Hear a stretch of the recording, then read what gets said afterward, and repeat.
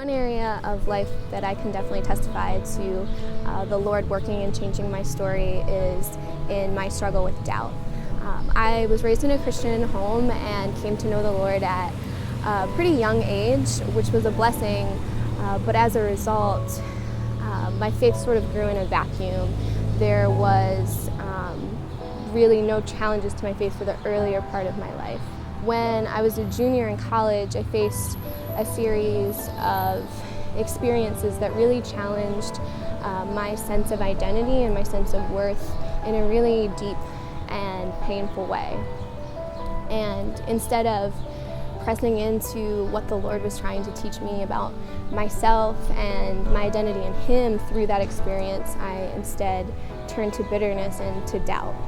The Lord tells us in scriptures that we're to take every thought captive, but at that point in my life, my doubts really held me captive. And what I've started by doubting the promises of God until that grew to doubting His character, and then eventually I doubted His existence altogether. And I began to navigate my life functionally as an atheist. God changing my story didn't come through an audible voice from heaven or any other dramatic event, but rather it was this gentle, persistent wooing by a loving and merciful Father that really worked to restore my faith.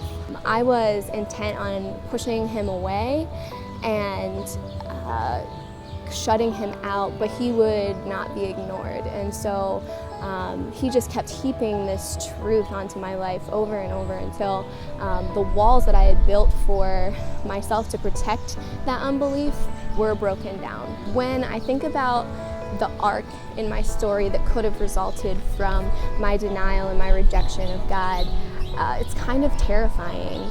But what I learned through this experience was that my God is greater than my doubt. There's no question, no fear, no worry that is too much or too big for Him. God changed my story by replacing the sand upon which I had built my life and ultimately my faith with a firm foundation. And now, as a result, when new storms enter my life or new questions arise, I'm reminded of the loving kindness and the goodness of a God who desperately wants me, and I'm held fast as a result.